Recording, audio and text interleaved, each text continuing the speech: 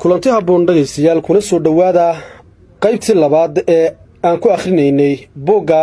Ayareeb qaybtiisa ka dhaxeeye. buuggana qaybtii koobaad ayaad ku maqasheen isirka Soomaalida, laakiin haddan magaca Soomaaligu halku ka yimid ayaan markan eegayna anagoo u sii dhabagali doona Soomaalida iyo sida uu kala baxdo. qaybta labaad ayaa sidan ku bilaabanaysa.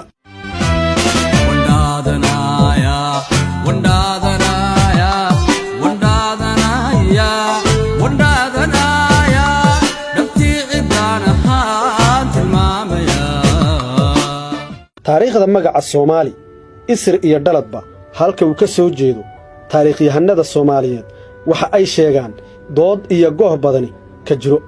haddaba magaca Soomaali waxa lagu sheegaa in hortaba la maqlay qarnigii 9aad amaba 10aad ee miilaadiga,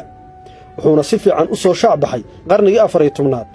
ilaa qarnigii 15aad. haddaba magacaan kor ku soo sheegnay ee Soomaali ayaan la foofaynaa isla markaana aan falaqaynaynaa. magacii Berbera ee dadka qalaad waagii hore u yaqaaneen Soomaalida waxaa bedelay magaca Soomaali kadib markii Islaamku uu soo gaaray deegaanka waqooyiga Geeska Afrika, halka oo ay ka bilaabantay bulsho cusub oo Muslim ah. bilowgii qarnigii 14aad dadka qalaad wuxuu Soomaalida u yaqaanay Berber, waxaana ka mid ahaa Ibn Battuta oo maray dhulka Soomaalida sida Saylac iyo Muqdisho 1330 tirsiga miilaadiga. qoraalka u horeeya ee ilaa hadda la hayo ee uu ku xusan yahay magaca Soomaali waa hees libineed lagu ammaano boqorka Xabasha Nigus oo guulo badan ka soo hooyay la dagaalanka muslimiinta saldanadii Ifaat ee waaga xarunteedu ahayd Harar. boqorkii Islaamka ee la oran jiray Sacdudiin iyo dawladdii Xabashidu ka guuleysatay kolkaas baa loo tiriyay tix ay intani ka mid ahayd Soomaali Yinnaagar Soomaali Nigarow u sheeg Soomaalida Soomaali Yinnaagar Soomaalidu ha hadasho. inkasta oo taas uu diiday qoraagii Soomaaliyeed ee Cabdiqaadir Arooma oo sidan yiri kutubta reer Yurub ku qoreen in magaca Soomaali soo ifbaxay qarnigii 14aad, taas oo laga soo wariyay dadkii Itoobiyaanka ahaa, wuxuu u muuqdaa been abuur lagu talax tagay laguna tala galay in mujtamaca caalamka lagu marin habaabiyo isla markaana lagu xaqiro laguna daboolo taariikhda filka weyn ee Soomaalida. siday doontaba ha ahaatee nimanka taariikhda u dhuun daloola waxa ay sheegaan in magaca Soomaali uu soo baxay markii heestaas la qaaday. hase yeeshee niman badan oo aqoon-yahan ah waxa isku raacsan yihiin in Soomaali uu ka mid yahay Samaale oday reero badan ay ku abtirsadaan. dadka uu abtirsiga dheer 40 oday bay u tirsadaan odayga Samaale. haddii ay taasi dhab tahay waxa lagu qiyaasi karaa qarnigii 10aad ee miilaadiga waqtiga uu noolaa odaygaasi Samaale. Al-Idris 1145 wuxuu qoraalkiisa ku xusay in deegaanka waaga ay ku noolaayeen dad la yiraahdo Hawiye. haddii qabiilka Hawiye uu markaa jiray oo imikana ku abtirsado irir Samaale, taa wax lagu garan karaa in magaca Samaale uu jiray ka hor qarnigii 12aad ee miilaadiga. dhulkaygu waa Afrika, dhehaygu waa madow, dhabtii waxaan ahay Islaam. siyaabo kala duwan loo macneeyaa asalka magaca Soomaali amaba Samaale, kuwaasoo badankoodu ku dhisan yahay mala awaal ama wax loo yaqaano fasiraad caama. ma laha raadraac amaba markhaati cad oo aqli gal ah marka laga reebo dhowr micno oo leh waxoogaa raadreebyo ah, waana kuwan macnayaasha laga bixiyey iyo sida loo dhigayba. Soonmaal amaba Soomaal, Soomaal, Sab iyo Sacmaal, Somaale, Samaale, Samahatu iyo Soomaali iyo wixii la mid ah. dhulkaygu waa Afrika, dhehaygu waa madow, dhabtii waxaan ahay Islaam. dhulka imika aynu degannahay waxaa soo maray diimo iyo caadooyin badan, waxaana mar maamuli jiray diinta Cibriyada ee Yuhuudda, taana waxaa ka dambaysay Masiixiyada Nasaarada. haddaba dhulka waxaa jiray 3 boqor oo la kala odhan jiray Boqor Hilowle, Horor iyo Bucur Bacayr. labo waxay ku noolaayeen dhulka Soomaalida, mid kalena dhulka Yemen. saddexdu sanadkiiba mar ayay isbuuqan jireen, waxayna isku buuqan jireen meesha la yiraahdo qalcadda Hilowle oo ku taala meel u dhow tuulooyinka Xariirad iyo Aroseel ee Soomaaliya. waxaana halkaas sanad walba lagu qaban jiray ciyaaro. marka lagu sii socdo ayaa la oran jiray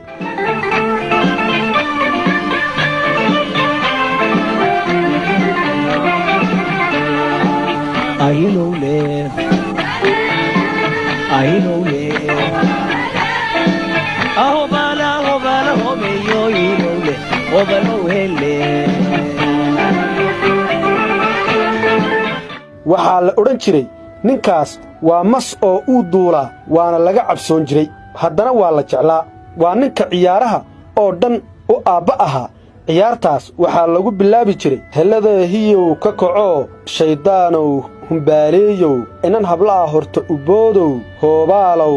ku yeedhow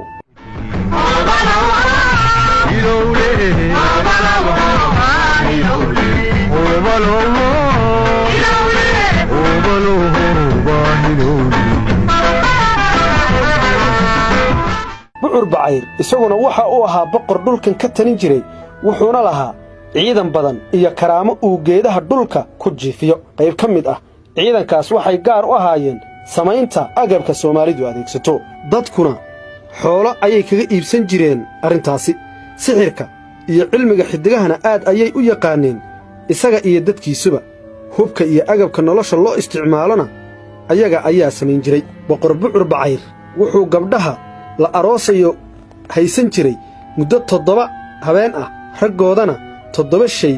oo aqalku ka maarmin ayuu keena odhan jiray waxaa kale oo ka qaadi jiray 7 halaad 2 halaad isaga ayaa qaadan jiray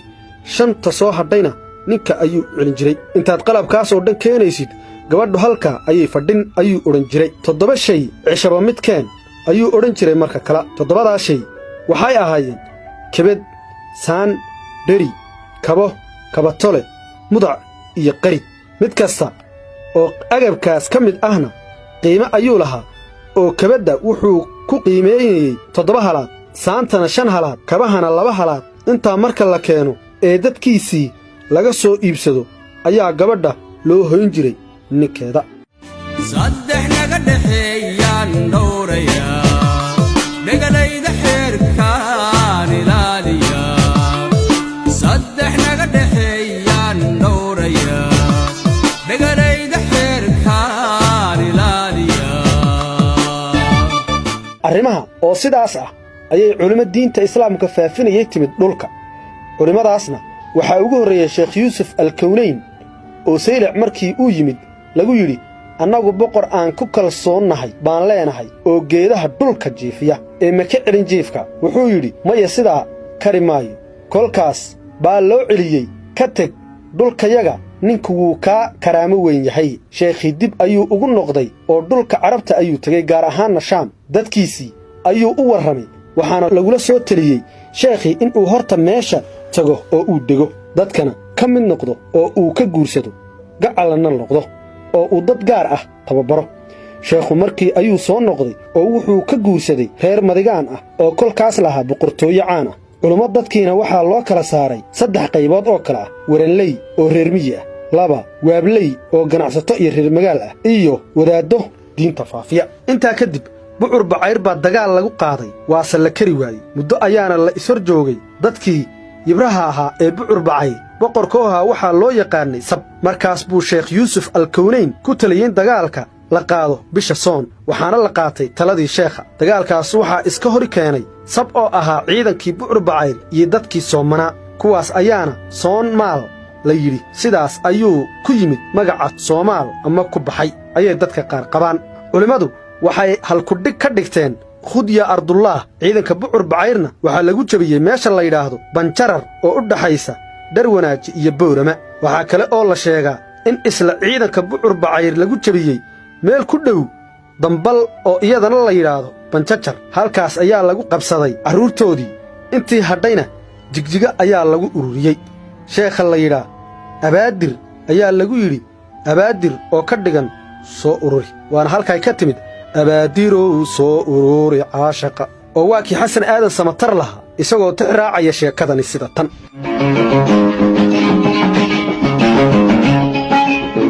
سقطك شيخي الكميو أبادره سور عشقه سقطك شيخي الكميو أبادره سور عشقه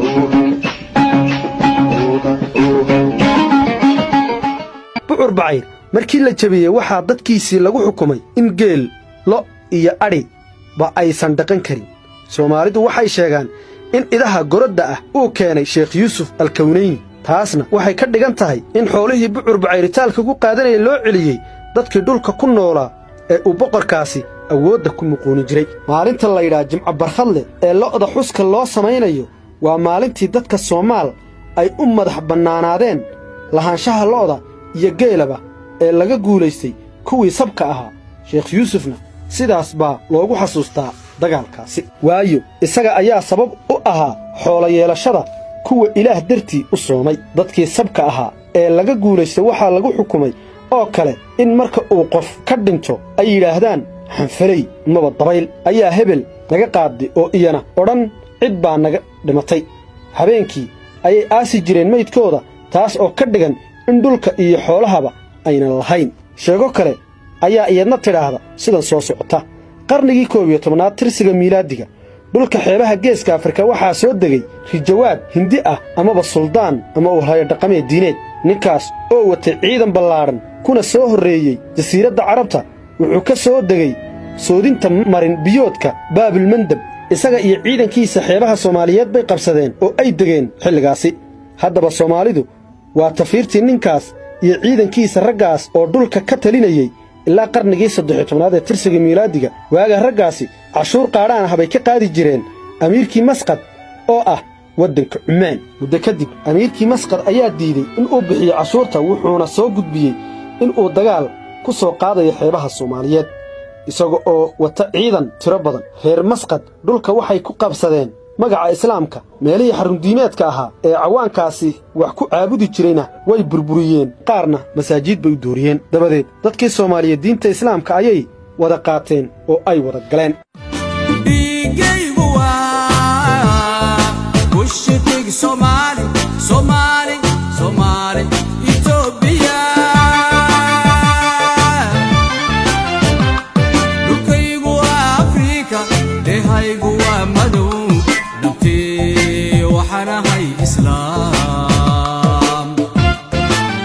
niman ka mid ah ciidanka Ingiriiska oo sargaal ah kana shaqeeya sawiridda xuduudaha juqraafiga ee Soomaalida ayaa sheegay in ay arkeen bar ka mid ah raadka hadhay xarumihii cibaado ee hindida cawaanka ahayd ee kor ku soo sheegnay sidoo kale niman baadha cilmiga afka ayaa sheegay in iyaguna ay afka Soomaalida iyo afka hindidu ay aad isku sawaabiyaan arrinkaana wax badan caddaymo u noqon kara bay soo ururiyeen waxaa iyana jirta sheeko kale oo caan ah oo laga wariyey nin carab ah oo la odhan jiray xasan maxamuud cabuud iyo nin kale lagu magacaabi jiray Mr Cox 1896 waxna ka qoray abtarsiga Soomaaliyeed sheekadu waxa ay leedahay sida tan dasahooya ii dhistaa hoosteeda laygu dhalay dhaqashadaydu waa shanta maaladuun dasahooya ii dhistaa hoosteeda laygu dhalay dhaqashadaydu waa shanta maaladuun shanta maaladuun magaca Soomaalidu waxa uu ka yimid Soomaal maadaama Soomaalidu dhaqan ahaan ay ku wanaagsan tahay martigelinta marka ay cid u soo marti gasho Soomaalidu waxay oran jireen u Soomaal dabadeed magacii wuxuu isu bedelay Soomaali waxaase taa diiday Cabdiraxmaan Arooma oo isagu yiri sidan luqadyahanada Soomaalidu fikradahan waa ay diidan yihiin waxayna u cuskadeen in weedha geela u Soomaal amaba lo'da u Soomaal naxwi ahaan af Soomaaliga ku khaldanta waayo waxaa saxan in la yiraahdo geela u Soolis amaba lo'da u Soolis waxaa kale oo la sheegaa in ay jireen laba walaalo oo helay sac igadh ah si ay caano uga helaan buu mid si ciisa sabay midna wuu maalay kii sabay baa sab loo bixiyey kii kalena sacmaal baa la yidhi magacaas ayaa waagii dambe isu beddelay baa la yidhaahdaa Soomaali warka sidaa ah waxaa lagu hayaa gobolka Bakool ee koonfur galbeed Soomaaliya dhinaca kale markaad eegtid magaca sacmaal wuxuu ku jiraa abtirsiinta beelaha gorgaarte oo ah hawiye sidan baana loogu abtirsadaa hiraab maduble abkaal baradle sacmaal sariir daame iyo gorgaarte dhulkaygu waa Afrika dehaygu waa madow dhabtii waxaan ahay islaam taariikhahanada sida Dr. Cabdalla Mansuur Cabdiqaadir Arooma iyo maxamed ibraahim axmed liiqliiqato waxa ay sheegaan in uu jiray oday la odhan jiray hiil abroon oo gabadh yar oo diiddan loo guuriyey waa dambe unbaa la arkay gabadhii diiddanayd guurka odayga oo uur leh markaas ayaa odaygii la weyddiiyey sida ay gabadhu uga raalli noqotay wuxuuna ku jawaabay waan sasabay wiilkii ay dhashay gabadhii ayaa sab loo bixiyey gabadhii uurka leh ayay yeelatay kolkaas buu odaygii yidhi way ii samaatay sidaabaana wiilkii labaad loogu bixiyey samaale maxamed cabdulaahi riiraash waxa uu isaguna yidhi waxaa jira dhowr magac oo lamaane ah dabadana uu kaga lifaaqan yahay ereyga maal ereygan oo tilmaama koox farsamo ama sheegaya habnololeed sida tumaal tum iyo maal biyomaal biyo iyo maal muruqmaal muruq iyo maal haddaba sida uu aaminsan yahay maxamed cabdilaahi riiraash soomaal oo ka dhigan so oo la micnaa hilib iyo maal waxaa looga jeedaa koox uu quudkeegu u badan yahay hilib maadaama soomaalida inteeda badani tahay xoolodhaqato quudkeeduna yahay cad iyo caano waa suuragal in uu magacuba sidaa tilmaamayo quudashada hilibka ee soomaalidu waa mid raagaa ah oo ay dhaqanna u lahaayeen sida uu ku sheegay ibnu batuuta kitaabkiisa alrixla oo uu ku xusay in magaalada saylac dadkeeda maalin walba ay qashaan geel fara badan sidaa daraaddeedna waddooyinka magaalada u uriyey dhiigga faraha badan ee meel walba ku daadsan warbixin ciidameed oo la qoray waxaa ku xusan in magaca soomaali uu ka soo jeedo magaca oday ka talin jiray saylac ilaa iyo xaafuun oo la odhan jiray sooma bin tirsooma nagaashi magacan sooma meelo badan baan ku arkaynaa qolada la yidhaahdo gariire samaale oo deggan ceelkarre soomaalida waxay u yaqaaniin sooma gaar ahaan marka ay ka warramayaan taariikhdii hore ee soomaalida qolada kale ee la yidhaahdo gaaljecel abtirsiintooda waxaa ku jira cali sooma iyo abti sooma reerka lawaay iyo lisaan la yidhaahdo oo ka tirsan mirifle abtirsiintooda soomow baa ku jirta magaca samo waa suuragal in uu xidhi la leeyahay magaca sooma waana arrin dhici karta in magaca samaale uu ka yimid labada erey ee samo iyo le sida magacyada samakaab iyo samaroon oo ku jira abtirsiga ciise iyo gadabuursi taa waxaa la mid ah magacda samoolad gu'soore iyo samalaha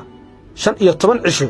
oo odayadu eegaan kala guurka labada sano inta badan roob amaba la'aantiis bay ku kala eegaan dad baa qaba in magaca soomaali uu ka soo jeedo samay iyo leh taas oo tusaale u ah in ninka soomaaliga ahi aanu had iyo jeer ka tegi karin hubkiisa dhulkaygu waa afrika dehaygu waa madow dhabtii waxaan ahay islaam aqoon-yahanno badan baa aaminsan in magaca soomaalidu uu ka soo jeedo erey carbeed oo ah shimaal oo ka dhigan waqooyi magaca shimaal waxaa ka dhex muuqda abtirsiga jilib ka tirsan beesha ajuuraan oo ku abtirsada sidan waalmugge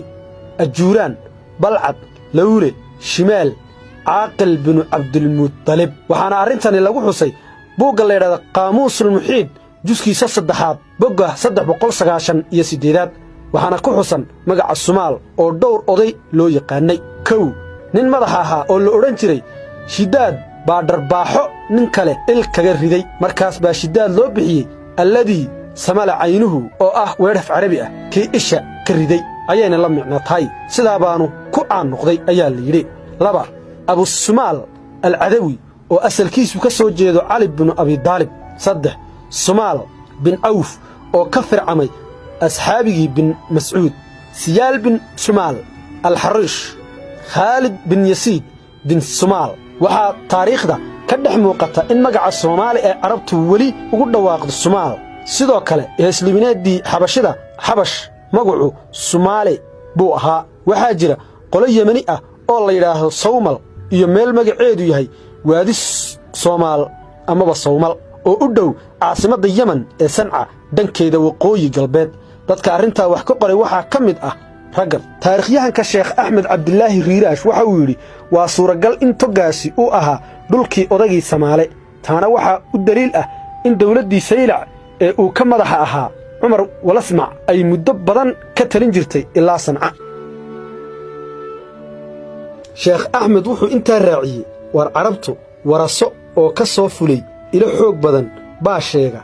kaas oo ah qoraal aan la daabicin oo gaboobay qoraalka ciwaankiisu wuxuu yahay hayaankii jasiiradda bilowgii islaamka iyo barqadiisii qoraalkaas oo uu qoray nin yemani ah oo la yidhaahdo maxamed alnajdi waxaa ku xusan in magaca soomaali uu yahay cusmaan maxamed xambal almahdi axmed maxamed binu caaqil binu daalib riiraash wuxuu sheegay in magaca soomaali amaba sawmal uu ahaa nin degi jiray tog laydhaa sawmal oo ku yaalla waqooyiga sanca ee dalka yemen warkaasi waxaa kale uu sheegaa in uu cusmaan u soo hayaamay dhulka afrika qarnigii 3aad ee hijrada si uu ugu yimaado aabbihii oo uga soo horreeyey qaaradda kolkaas kadib ayuu degay dhulka oo uu ka guursaday gabadh reer xaam ah oo u dhashay 9 wiil oo ay ka farcameen qolooyinka Soomaalidu dhulkaygu waa Afrika dehaygu waa madow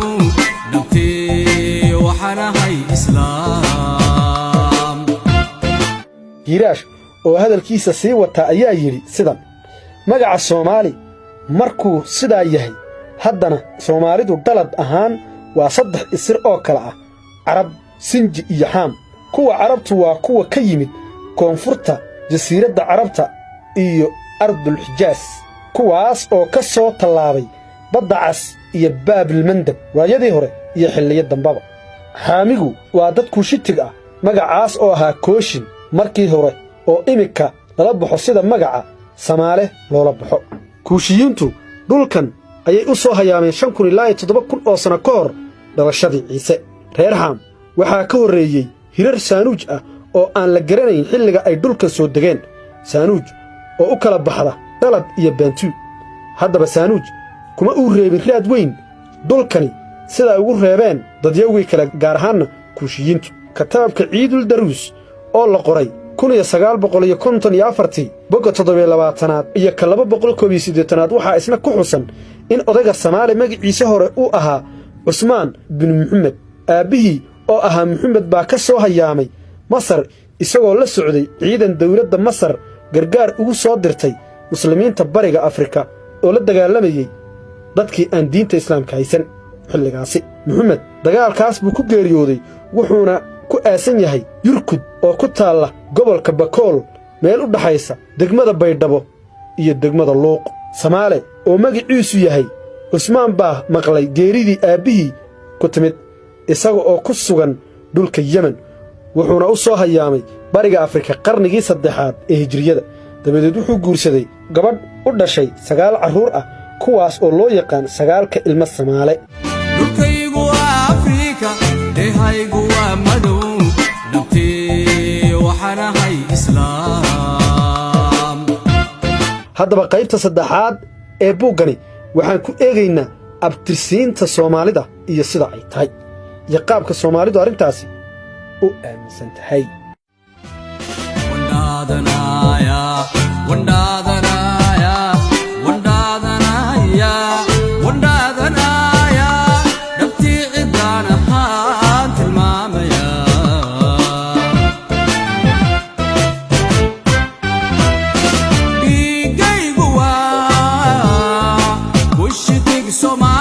Somali Ethiopia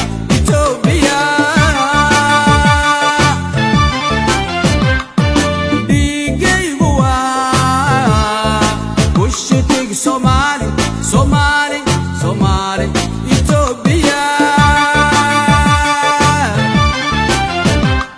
dhulkaygu waa Afrika dehaygu